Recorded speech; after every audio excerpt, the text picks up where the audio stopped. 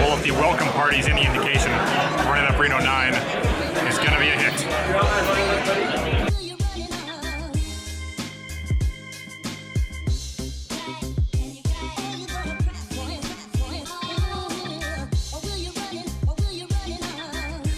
All right, I am checking in here after the first weekend of RUNITUP Reno.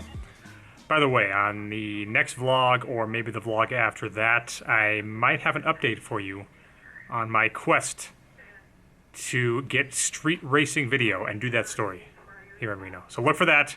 Some good stuff. Some good developments there. But there's also been some really bad developments in terms of poker.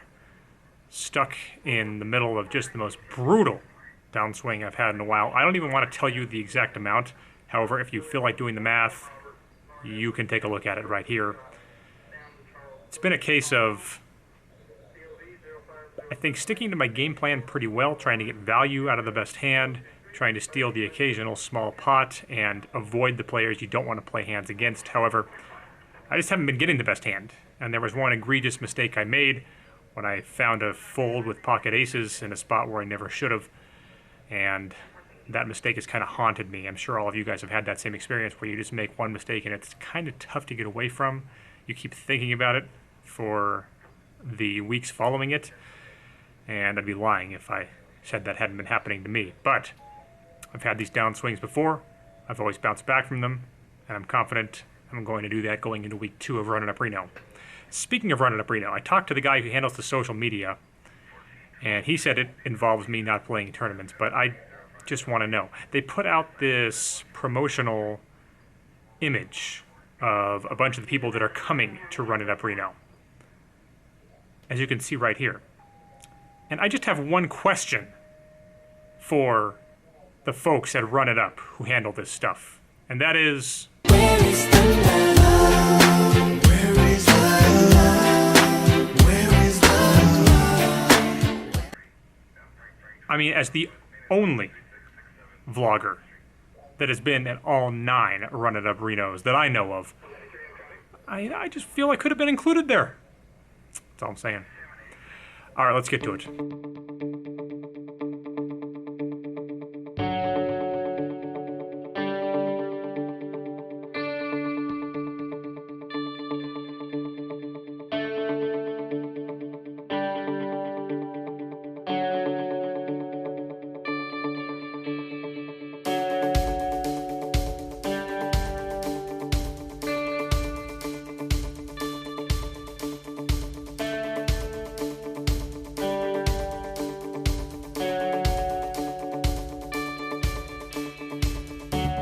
Second Friday night of RUNITUP Reno is typically the busiest night of the year for Reno poker, with 8 1-2 games going on, and at times 5 3-5 games going on.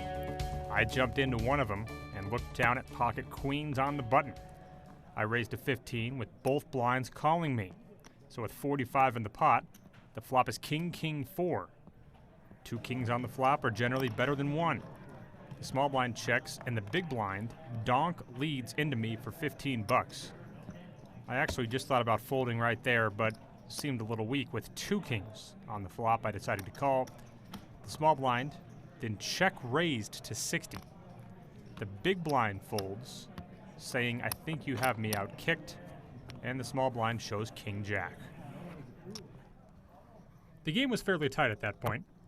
So when I looked down at 8-6 of spades at early position, I opted to raise it. I made it 15. Under the gun plus 2 makes the call, as does the low jack. So with $45 in, it comes Queen 8-4 rainbow with 1 spade. I bet 20, and both players call, which meant that I had basically already decided that I was only going to bet the turn if an 8, 6, or spade came out there. So with 95 in, sure enough, the turn is the 7 of spades, an ideal card for me to try and bet these guys off hands like King Queen. I fire $75, and as you can see, I get snap called by the player in +2. The low jack folds, and my first thought, based on the speed of this particular opponent's call, was that he didn't just have a queen in his hand, but he probably had spades as well, so I felt I was screwed. The river came an offsuit king, which made me not want to bluff because he could still possibly just have king-queen. I check, and he turns over queen-jack of spades. So despite a pretty bad streak lately, at least I'm still reading reasonably well. Later on, a short stack limps, and I have deuces, and I overlimp. An OMC on my left, who hasn't raised all day, makes it 20 on the button. The big blind calls, as does the limper, and I make the call. So with 80 in, it comes 6-7 deuce with 2 diamonds, giving me bottom set.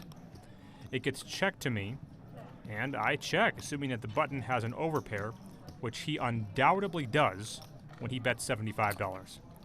The big blind folds, and then the limper shoves all in for less, which is only $65. I'm still raising here, but I don't want to get greedy because I sensed this guy was bluffable. So I just min raise it, and he makes the call. The turn's an offsuit 4. And then you could argue that I did get too greedy. Looking back on it, I feel like I should have just bet 125. I bet 200, and he thinks about it and folds.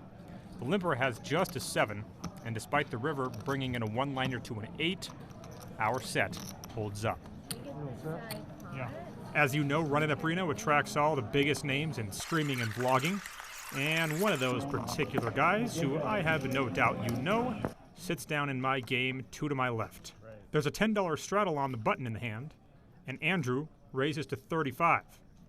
The button defends, and I defend as well in the big blind with 7-8 of spades. So with 105 in, it comes jack of spades, 10 of spades, 7 of diamonds. So I flop a pair and a straight flush draw. I check, and Andrew bets 85. The button folds, and I have a very easy call here. So with 275 in, I guess I have to say it. The turn comes a very favorable card. The 9 of spades, giving me the straight flush. I decide to donk lead for 100, under the assumption that he had a pretty big hand raising from early position. I also don't think that he would expect me to donk lead a flush in this spot. So I make the bet, and he raises me to 285. So what's my play here? It's kind of tough to say. We're playing 1,000 effective. If I just call and try to get him to bet the river, he likely checks back all of his overpairs. But if he does actually have a big flush here, I could get it all and win a massive pot. So I elect to just raise right now. I make it 700. He looks back at his chips and lays it down pretty quickly. He later posted the hand on Instagram where he revealed that he had ace-jack with the ace of spades. So if I had just called and the spade had hit the river, that would have been the best way, obviously, for me to make a lot of money out of the hand, but I don't really regret the play all that much. I definitely appreciate Andrew giving me that shout-out on Instagram. Always good to see him when he's in town for RUNITUP Reno. I was up $1,000 when I flopped a set of jacks, and the biggest VIP in the room let out with a straight draw and drilled it on me. So at that point, I was then only up 500. I won a few small pots after that to book a win of $671 and headed over to Cafe Milano to meet up with a well-known friend of this vlog.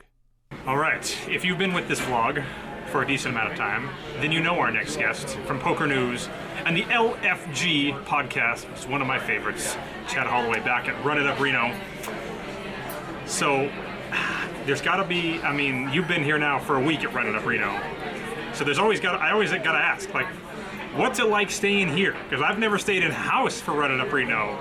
It's got to be pretty crazy. Yeah, I mean, it's pretty interesting. Pepper Mill is a very nice resort. I like it here a lot. There's a lot of amenities, but it is like a resort, so it's a little pricier. You know, when you're buying a soda, it could be like $4 or $5, which isn't always fun, but you know, the food options aren't bad.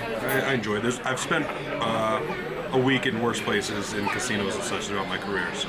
What's been going on with the ancillary stuff with like the karaoke nights and those kind of, which ones of those type deals have you been to? Yeah, so I was at the karaoke night, which is always a blast. Jesse Fowen is RUNITUP's guy who runs that stuff. Does all the social events. So. Who was the best there, karaoke? Well, Shireen Ascui from Survivor kills it every time, and I think she won a trophy for best song or best singer at that. So. Man, RUNITUP Reno is huge with Survivor. It's the craziest tie-in, but you wouldn't think that the two would go together.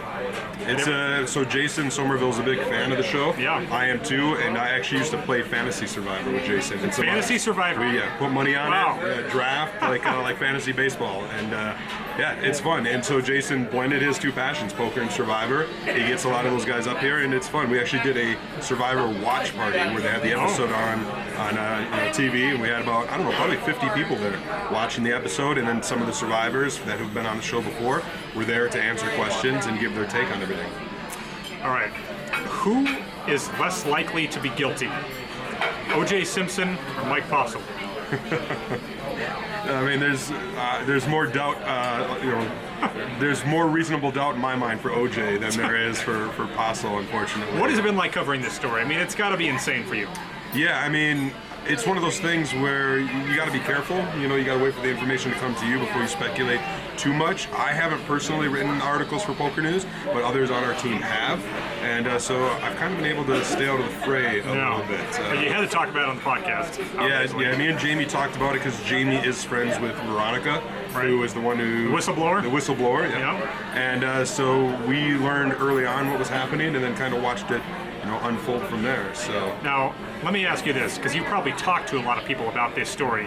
Have any of them had the same take that I have? And that is, I didn't watch a ton of this live stream when it was going on, but I would tune in occasionally. And every time I would see him, and he'd be in there with the Jack 3 or something, I just thought to myself, this guy's the fish in the game.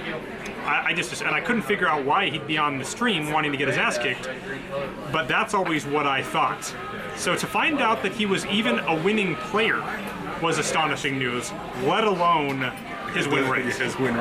Yeah, it's pretty crazy. And I was talking to some colleagues because I used to work for the MSPT, and they have an RFID table. I've done commentary on that. I'm very familiar with it. And one of the things that me and my colleagues would have been a red flag for us. Well, I mean, for one, at the MSPT they don't allow electronics at the table. So the fact that they did there is just strange to me.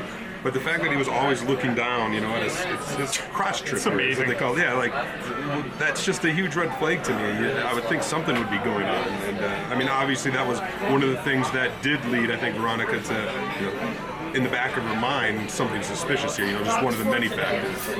And if he was halfway intelligent about it, he'd probably still be crushing the game, because any smart person could do this and realize, maybe I should not win 99% of the time. Maybe I should only win 70% of the time to keep my scam alive. And that's a scary thought, because maybe there are people out there that are doing that, and they'll never get caught, and we'll never be none the wiser because they're being smart about it.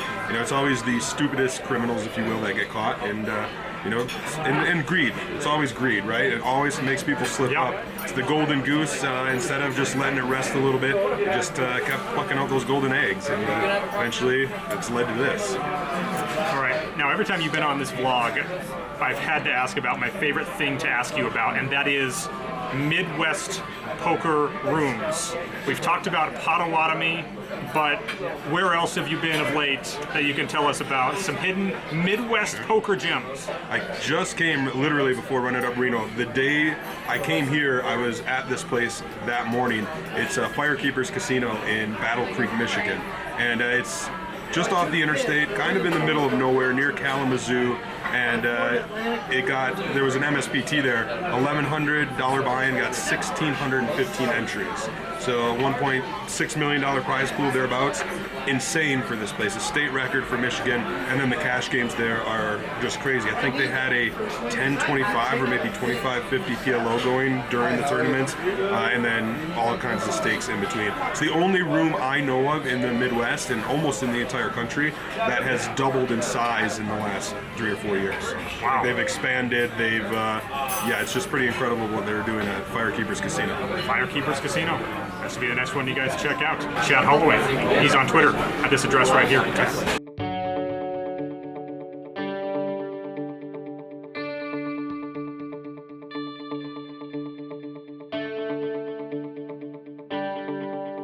All right, heading home and booking a $670 win. Certainly feels really good to snap this brutal losing streak.